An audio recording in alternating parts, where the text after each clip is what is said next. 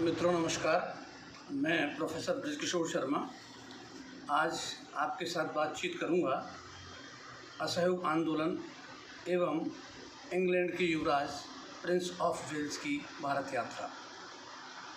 असहयोग आंदोलन भारतीय स्वतंत्रता आंदोलन का पहला ऐसा आंदोलन है जो संपूर्ण भारत में जो चला। असहयोग आंदोलन एक सुसंगठित आंदोलन था। इसके लिए पूर्व में कांग्रेस की ओर से पूरी तैयारियां की गई, हर विषय पर विचार किया गया और इसको मजबूती प्रदान करने के लिए दो कार्य खास तौर पर किए। एक तो आंदोलन संचालन के लिए जो वित्तीय आवश्यकता होती है उसकी पूर्ति के लिए तिलक स्वराज फंड की स्थापना की और तिलक स्वराज फंड के नाम पर पैसे एकत्रित किए। दूसरा 1.5 लाख स्वयंसेवकों की एक बहुत ताकतवर जो है फोर्स तो क्या कहें उसे, लेकिन कार्यकर्ताओं का एक बड़ा समूह तैयार किया गया। तो युगर के आंदोलन के जो आधार थे बहुत ही मजबूत आधार थे। तो असहयोग आंदोलन के जब इतिहास की बात करें, इसके कारणों के बारे में हम जानते ही हैं कि रॉलेट सत्याग्रह से एक सिलसिला शुरू हुआ था, क्योंकि फर्स्ट वर्ल्ड वॉर के समय इस तरह की एक गेस्चर दिया जा रहा था from the side of British कि युद्ध की समाप्ति के बाद वो भारत को कुछ छूटें देंगे, कुछ आज़ादी देंगे या आज़ादी की ओर इस देश को ले जाएंगे। किंतु इसके विपरीत हुआ। युद्ध में विजय होने के बावजूद भी उन्होंने और ज़्यादा दमनात्मक कानून लागू कर दिए। कारण ये था कि प्रथम विश्व युद्ध के दौरान डिफेंस ऑफ इंडिया एक्ट पारित किया गया था, जिसके अंतर्गत किसी भी तरह की सरकार विरोधी आवाज़ को दबाने का काम किया गया। किंतु उसका जो अवधि थी वो 1918 में समाप्त हो रही थी। तो उसके बाद उसे आगे यहाँ पे साम्राज्यवादी हितों को ध्यान में रखते हुए रॉलेट एक्ट पास किया गया, जिसके अंतर्गत बिना कोई कारण बताए, बिना कोई मुकदमा चलाए किसी को भी कितने समय के लिए भी कारागृह में डाला जा सकता था। तो इसका विरोध गांधी जी ने किया और इसके विरोध की परिणति हम देखते हैं, जलियांवाला बाग का हत्याकांड हुआ। तो इसके बाद जो ब्रिटिश साम्राज्य का चरित्र है वह स्पष्ट हो गया कि ये दमनकारी चरित्र है और इसलिए इसके खिलाफ एक संगठित आंदोलन करना ही रास्ता हो सकता है। तो गांधी जी ही इस आंदोलन के अगुआ थे। तो मैं उसमें ज़्यादा अधिक नहीं जा करके, क्योंकि असहयोग आंदोलन एक बहुत बड़ा अध्याय है आज़ादी की लड़ाई का, जिस पर कई वीडियो बन सकते हैं। मैं आज सिर्फ एक छोटा सा उसका अंश ले रहा हूँ कि जब भारत में असहयोग आंदोलन चल रहा था उसी समय इंग्लैंड के राजकुमार प्रिंस ऑफ वेल्स की यात्रा होती है और उस यात्रा से किस तरह से क्या क्या पॉलिटिकल डेवलपमेंट्स हुए उनके बारे में मैं आपको बताऊंगा। तो जैसा इतिहासकार जानते हैं कि 1 अगस्त 1920 को गांधी जी ने औपचारिक रूप से असहयोग आंदोलन छेड़ दिया। इस असहयोग आंदोलन में एक बात और हुई कि असहयोग आंदोलन के साथ साथ खिलाफत को भी जोड़ लिया गया। खिलाफत क्या है इसके बारे में आप जानते होंगे कि खिलाफत जो मुस्लिम जो लोग समुदाय है पूरे वर्ल्ड का, उनका एक खलीफा मुखिया होता था और टर्की का जो सुल्तान है उसके पास खिलाफत वो खलीफा था। किंतु फर्स्ट वर्ल्ड वॉर में इंग्लैंड का जो अगेंस्ट ग्रुप था, ध्रुवी राष्ट्र जिन्हें कहते हैं, मित्र राष्ट्र इंग्लैंड के साथ, जिसमें इंग्लैंड, फ्रांस, अमेरिका ये सब थे, तो ध्रुवी राष्ट्र जो हैं उनके साथ था। और जब वो पराजित हो गए तो पेरिस पीस कॉन्फ्रेंस जब हुई तो इनके साथ अलग अलग संधियाँ की गई। तो उस समय पूरा मुस्लिम वर्ल्ड जो है वो यूनाइट हुआ टू सेव देयर खलीफा। तो खलीफा के रेस्टोरेशन ऑफ पावर ऑफ खलीफा या उसकी जो सल्तनत है उसके लिए ये संघर्ष कर रहे थे। तो जो मुस्लिम लीग भी साथ आई, ये लखनऊ समझौते से 1916 से बात चल रही थी, जब कांग्रेस के साथ लीग ने अलायंस किया। लेकिन लीग तो साथ थी ही, लेकिन लार्जर जो मुस्लिम कम्युनिटी है वो इस आंदोलन के साथ खिलाफत के प्रश्न पर ही जुड़े थे। तो यह है प्रथम राष्ट्रव्यापी आंदोलन होने के कारण संपूर्ण देश में असहयोग आंदोलन को भारी जन सहयोग और समर्थन मिला। इसका परिणाम ये हुआ कि कुछ ही समय में इसकी लोकप्रियता और इसमें सम्मिलित होने वाले लोगों की संख्या बढ़ दी गई और इसकी लोकप्रियता बढ़ने के साथ साथ सरकार की ओर से दमन की नीति भी अपनाई गई। इतना प्रभाव था उस समय जब गांधी जी ने आह्वान किया कि विद्यार्थी सरकारी संस्थानों को छोड़ें और उसके विकल्प के रूप में राष्ट्रीय संस्थानों को विकसित किया जाए। एक अलग अध्याय हो जाएगा। मैं इतनी बात बता दूं कि इतने प्रभावित हुए थे सुभाष चंद्र बोस इस असहयोग आंदोलन से कि उन्होंने ICS की नौकरी छोड़ करके और वे हिंदुस्तान आए और हिंदुस्तान उन्होंने कलकत्ता में नेशनल कॉलेज जो नेशनल एजुकेशन के लिए बना था उसके प्राचार्य का पद स्वीकार कर लिया। तो इससे लगता है जो नेशनल कॉलेज बना था उसमें तो इसकी लोकप्रियता बहुत ज़्यादा बढ़ी और इतना ज़्यादा रिस्पॉन्स मिला अच्छा कि गांधी जी ने स्वयं ये भविष्यवाणी कर दी थी कि 31 दिसंबर 1921 तक भारत में स्वराज आ जाएगा। उनको लग रहा है जिस ढंग से रिस्पॉन्स है और हम आगे बढ़ रहे हैं तो हमारे स्वराज के मसले को कोई टाल नहीं पाएगा। तो कुल मिलाकर के एक ऐसा वातावरण बन गया जो अंग्रेजी साम्राज्यवाद के विरुद्ध बगावत की स्थिति थी। हर ओर गर्म नारे थे, राजनीतिक नारे थे और अंग्रेज़ों को के शासन के साथ पूर्ण असहयोग था। चाहे वो अदालतें हों, अदालतों में भी ये हुआ, वकीलों ने वकालत छोड़ दी और जो वादी और प्रतिवादी हैं उन्होंने आउट ऑफ कोर्ट फैसले करवाने शुरू कर दिए। तो यूँ करके टोटल जो बहिष्कार था तो उस बहिष्कार का इतना असर पड़ा कि जो प्रशासन है वो अधिकांश जगह पैरालाइज हो गया। तो असहयोग आंदोलन को दबाने के लिए उन्होंने बहुत तरीके अपनाए। तो उसमें एक तरीका ये था, असहयोग आंदोलन को दबाने के लिए ब्रिटिश साम्राज्यवादियों ने इंग्लैंड के युवराज एडवर्ड, जो बाद में एडवर्ड 8 के नाम से शासक भी बने, कि राजकुमार प्रिंस ऑफ वेल्स जिन्हें कहते हैं, इनके पिता थे जॉर्ज पंचम। तो George on behalf of his father George पंचम उसका प्रोग्राम बनाया गया, ही विजिटेड इंडिया। तो ये मान्यता थी साम्राज्यवादियों की कि जो भारत के लोग हैं वे राजभक्त लोग हैं। तो राजभक्त लोग जो हैं वो युवराज को देख करके क्रांति और आंदोलन का रास्ता छोड़ देंगे और वो जो लॉयल्टीज़ जो होती हैं जो हिंदुस्तान में रही हैं शासकों के प्रति, उस तरह से उन्होंने सोचा कि इससे ये होगा कि जो असहयोग आंदोलन को मिलने वाला जन समर्थन है वो कमज़ोर पड़ जाएगा और भारतीय जनता जो है राजकुमार का खुले दिल से स्वागत करेगी। तो ये इन्होंने एक योजना तैयार की।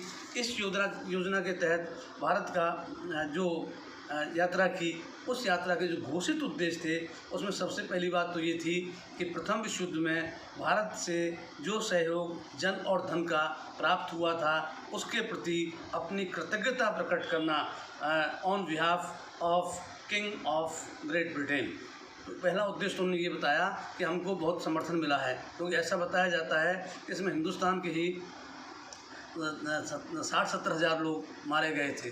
और आपको ये भी याद होगा जिन लोगों ने आधुनिक भारत का इतिहास पढ़ा है असहयोग आंदोलन के बाद और उसके दौरान जो वार टैक्स है, युद्ध कर जो है किसानों पर लगा दिए गए थे, जो धन जो इकट्ठा किया गया था जहाँ डायरेक्ट ब्रिटिश रूल था वहाँ ब्रिटिश एडमिनिस्ट्रेटर्स ने और जहाँ प्रिंसली स्टेट्स थे वहाँ के शासकों ने, तो वो पैसा जो है सब वार एफर्ट्स के लिए इंग्लैंड के को जो भी फंड था उस फंड में दिया।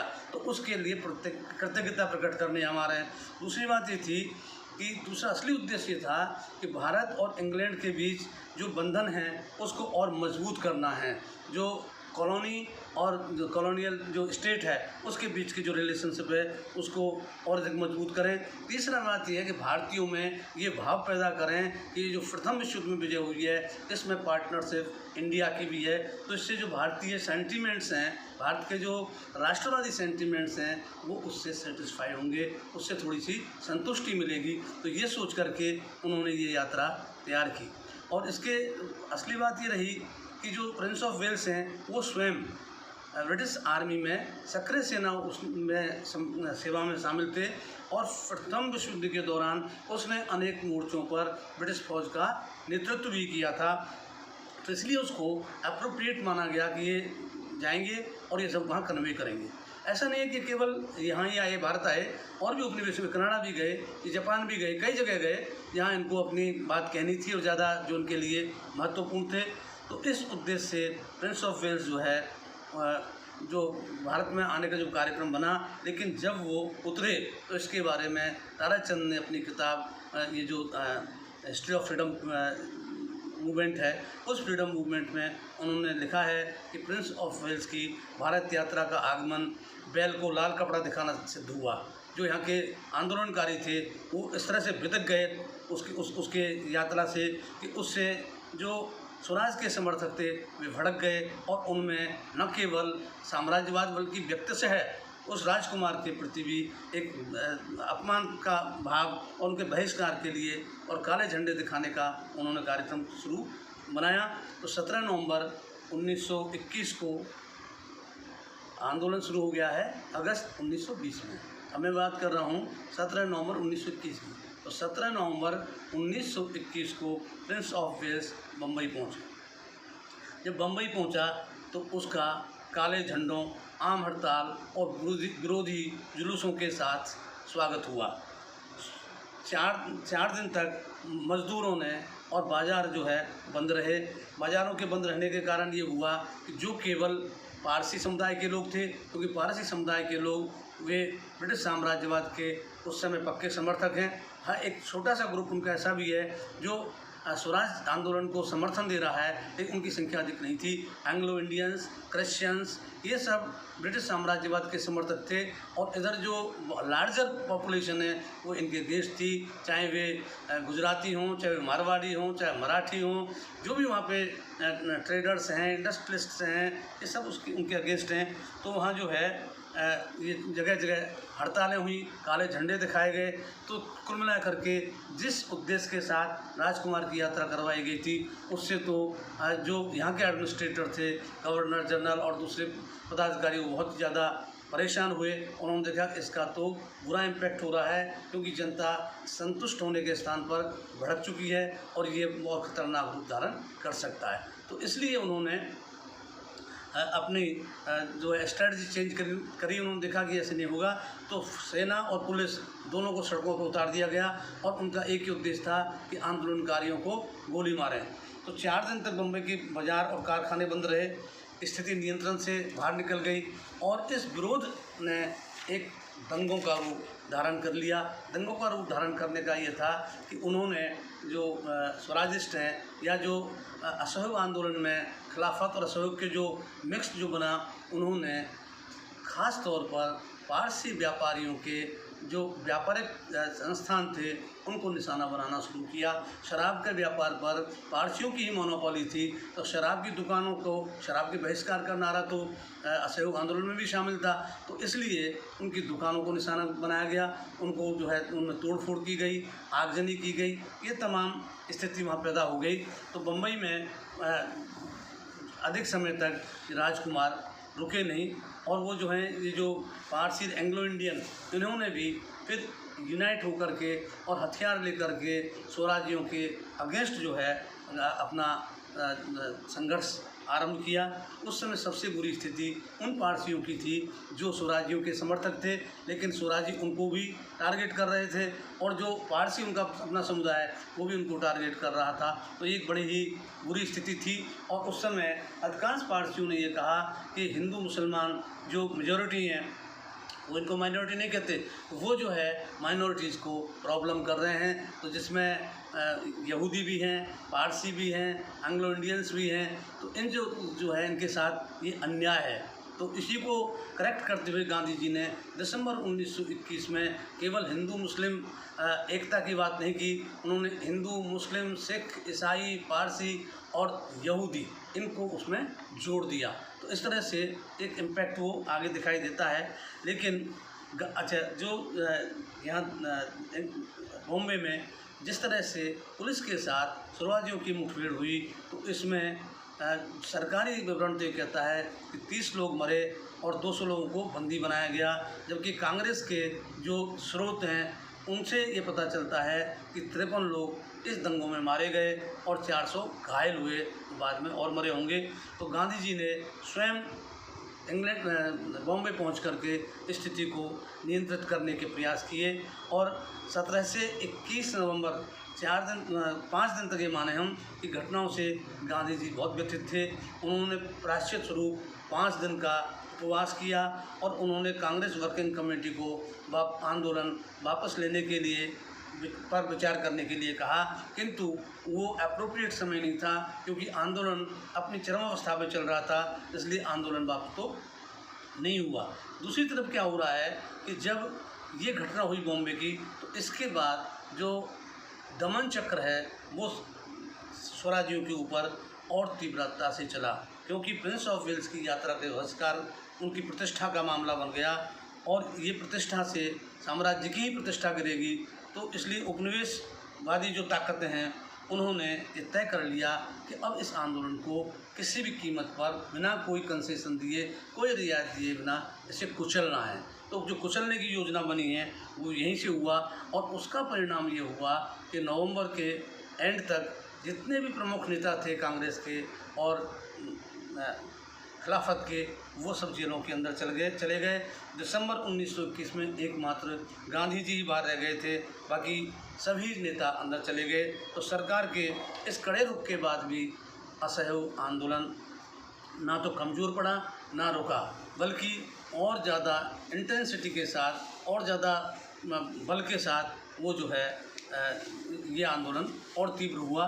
और इस तीव्रता का हम परिणाम ये देखते हैं कि जब ये प्रिंस ऑफ वेल्स जहाँ जहाँ भी गए वहाँ उनको काले झंडे दिखाए गए। लेकिन इस सब को बैलेंस करने के लिए चतुर साम्राज्यवादियों ने एक बात की कि उन्होंने उनका प्रोग्राम प्रिंसली स्टेट्स को घुमाने का, जिसमें ख़ास तौर पर जो मेमोरियल रहा उसमें उदयपुर स्टेट का में भी गए, ये जम्मू कश्मीर स्टेट में गए, भोपाल में गए, ग्वालियर में गए, इन जगह भारी स्वागत हुआ। क्योंकि जो शासक थे यहाँ के जितने प्रिंसली स्टेट्स थे वे तो उनके एक तरह से पपेट्स थे, उनकी कठपुतलियाँ थे। तो उन कठपुतलियों को तो जैसे नचा सकते थे। तो यहाँ के शासकों के साथ शिकार पर भी गए प्रिंस ऑफ वेल्स, उन्होंने जो है उनका बहुत शानदार सार्वजनिक स्वागत भी हुआ। लेकिन ब्रिटिश इंडिया में जहाँ भी गए वहीं उनको काले झंडे दिखाए गए। वो उत्तर प्रदेश में ख़ास तौर पर लखनऊ गए, इलाहाबाद गए, इन सभी जगहों पर भी उन्हें उसी विरोध का सामना करना पड़ा। और सबसे ज़्यादा बुरी स्थिति ये हुई क्योंकि जब उनकी यात्रा चल रही थी तो जो लोग सरकार के प्रति थोड़ा अपनी वफादारी दिखाना चाहते हैं तो अनेक कार्यक्रम इनके बना रखे थे। तो इनके एक कार्यक्रम था बनारस हिंदू यूनिवर्सिटी, जो 1916 में ही स्थापित हुई थी, उसका निर्माण कार्य चल रहा था। तो 1921 में कुछ भवन तैयार हो गए थे, उन भवनों का लोकार्पण प्रिंस ऑफ वेल्स से करवाने की योजना बनी और प्रिंस ऑफ वेल्स को मानद उपाधि देने का भी फैसला हुआ। तो जब वो 13 दिसंबर 1921 को दीक्षांत समारोह रखा गया तो बनारस हिंदू यूनिवर्सिटी के छात्रों ने उस कार्यक्रम का बहिष्कार किया।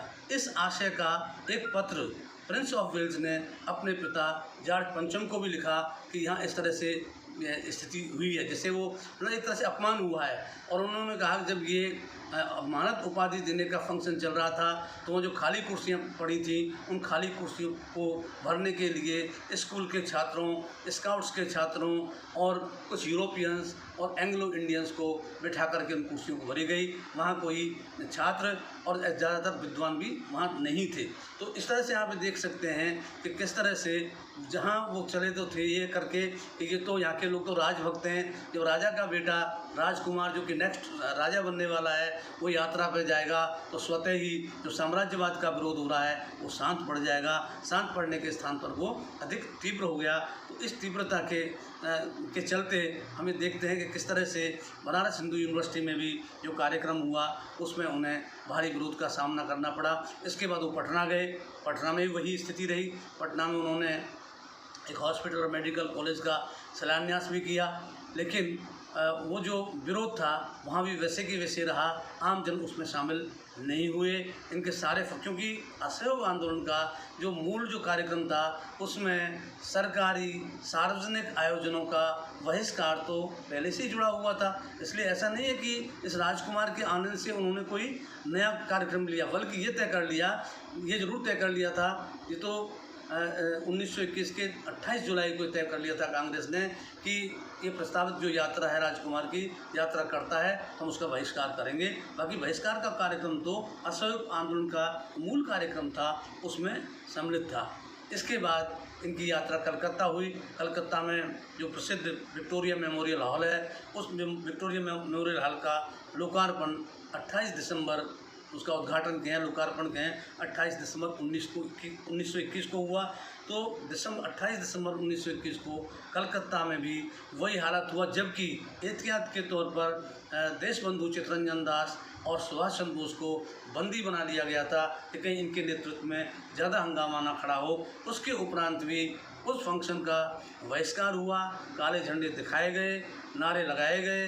तो ऐसी स्थिति में जो एक फ़ायदा उठाना चाह रहे थे, उल्टा जो राष्ट्रवाद का या राष्ट्रीय जो आंदोलन था उसको और गर्माहट मिली, और इसका जो रिएक्शन था इंडियंस में वो और जो घृणा इंग्लैंड के प्रति या साम्राज्यवाद के प्रति जो हेटर्ड है उसमें और अधिक वृद्धि हुई। और वो इस चाल को समझ गए कि किस तरह से वो उस राजकुमार को यहाँ पेश करके हिंदुस्तान के लोगों को बेवकूफ़ बनाना चाहते हैं।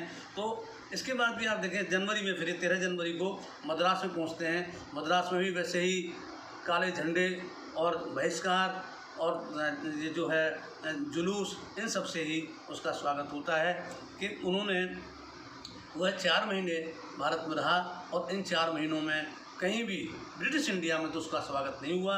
और वहाँ पे अगर बुलाया गया कोई खास अवसर पे तो वो स्कूल के छात्रों को ला करके, जो सरकारी स्कूल के छात्र थे उनके प्रिंसिपल्स को इस बात के लिए, हेडमास्टरों को उसके लिए बाधित कर दिया कि या तो आप छात्र लाएंगे नहीं तो आप बर्खास्त कर दिए जाएंगे। तो जैसे वो उन्होंने ला करके छात्रों को दिखा के कहीं कहीं कार्यक्रम करवाए, किंतु राजकुमार को विरोध प्रदर्शन भी होता रहा, उसके दर्शन भी वो लगातार करते रहे। तो इस तरह से ये जो असहयोग आंदोलन है, इस दौरान प्रिंस ऑफ वेल्स की यात्रा ने देखा जाए तो एक और चिंगारी का काम किया, जिससे आंदोलन तीव्र हो गया। और जहाँ तक प्रश्न दमन का है, दमन बड़ी बर्बरतापूर्वक किया गया, लेकिन वो दमन तो जब आप जलियांवाला बाग के हत्याकांड के समय देख चुके थे कि बर्बर राज्य है, तो उसकी बर्बरता में तो कभी अभी भी नहीं आने वाली थी। यदि वो राजकुमार का स्वागत भी कर देते यहाँ के स्वराजी, तभी भी वो दमन तो कमज़ोर नहीं होता। तो इस तरह से जो असहयोग आंदोलन है, जहाँ से भारत की आज़ादी की लड़ाई का एक नया अध्याय आरंभ होता है, वो अध्याय और मतलब उसका जो प्रारूप वो है, स्वरूप वो और ज़्यादा तीखा होने लगा। लेकिन दुर्भाग्यवश क्योंकि एक घटना तो ऑलरेडी 17 नवंबर 1921, 17 से 21 नवंबर जो मुंबई में दंगे हुए वहाँ हो चुकी थी, और उन दंगों के कारण स्वयं गांधी जी भी इतना हिल गए थे कि उन्होंने पहले तो 5 दिन का उन्होंने अनशन किया और प्रायश्चित किया, और उसके बाद उन्होंने कांग्रेस से आग्रह भी किया कि इस आंदोलन को के वापस लेने पर विचार किया जाए। किंतु वो बात इसलिए नहीं हुई कि इसके बाद, इस घटना के बाद जिस तरह से साम्राज्यवादी दमन तीव्र हुआ, तो उसमें अचानक आंदोलन को रोकना उचित नहीं था, इसलिए वो चलता रहा। किंतु दुर्भाग्यवश 4 फरवरी 1922 को, क्योंकि हम बात कर रहे हैं 13 जनवरी 1922 को, तो ये मद्रास में आए हैं वहाँ से कलकत्ता के बाद। तो ये जो 1922 में 4 फरवरी को चोरा चोरी की जो घटना हुई, उसके बाद से 12 फरवरी 1922 को असहयोग आंदोलन वापस ले लिया गया। 10 मार्च 1922 को गांधी जी गिरफ्तार हो गए, और सिर्फ 1 हफ्ते के जो ट्रायल हुई के कोर्ट में, 18 मार्च 1922 को गांधी जी को 6 वर्ष की सज़ा सुना दी गई। तो इस तरह से ये तो पटापेक्ष हुआ असहयोग आंदोलन का ही, किंतु उस असहयोग आंदोलन के दौरान जो राजकुमार प्रिंस ऑफ वेल्स की जो भारत यात्रा है, वह भी एक अप्रत्यक्ष रूप से देखा जाए तो आज़ादी की लड़ाई में एक महत्वपूर्ण तत्व रही। और उसकी वजह से आंदोलन जो है वो ठीक है, आगे चल के और भी उतार चढ़ाव आते हैं, किंतु एक समय आंदोलन ने एक रेडिकल पोस्चर लिया। उस रेडिकल पोस्चर से लगने लगा हिंदुस्तान के लोग वह रूप जो 1857 में दिखाया था वो फिर भी दिखा सकते हैं, यदि लिबरल नहीं हुए, यदि कुछ छूटें नहीं दी गई, राजनीतिक अधिकार नहीं दिए गए, तो बहुत मुश्किल होगा यहाँ पे अंग्रेजी साम्राज्य का सर्वाइव करना। तो इस बात के जो सिग्नल्स हैं, they were given during the non cooperation movement. तो इस तरह से हम देखते हैं कि जो साम्राज्यवादी शासक हैं, उनका जो षड्यंत्र था राजभक्त हिंदुस्तानियों को प्रभावित करने का, वो असफल रहा और आंदोलन आगे बढ़ता गया। धन्यवाद, नमस्कार।